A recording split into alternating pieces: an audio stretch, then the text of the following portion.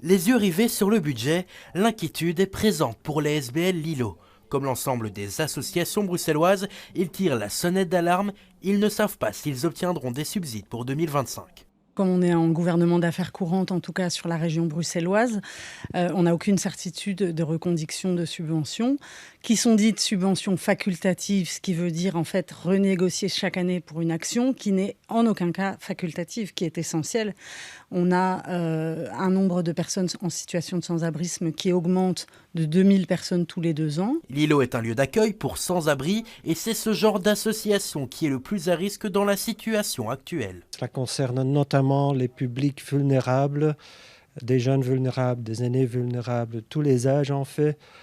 Sont aussi souvent des projets les plus en recherche d'économie qui sont touchés parce que ce sont les projets qui sont financés comme projets pilotes, disons. Et donc, c'est assez problématique que l'incertitude touche à ces projets-là spécifiquement. Une incertitude qui pourrait entraver l'accompagnement des bénéficiaires des associations, mais pas seulement. Si on n'a pas de financement, on ne sait pas payer correctement, on ne sait pas payer une partie du personnel.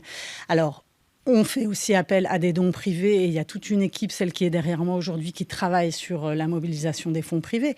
Mais à un moment, l'État doit assumer ses responsabilités. Les subventions extraordinaires délivrées en 2024 devraient être renouvelées l'année prochaine. Pour le reste, le gouvernement bruxellois y travaille. Le gouvernement a décidé de 12e provisoire. Ça veut dire qu'entre un tiers et un quart des budgets vont être libérés et on a demandé aux administrations de mettre en liquidation tout ce qui doit être payé aux associations, mais pas seulement aux associations, dans le cadre de ces 12e provisoires, de préparer les dossiers pour qu'au moins une partie des subventions puisse être payée en 2025. La situation actuelle est révélatrice pour les associations. Elles appellent donc à structuraliser l'attribution des subventions.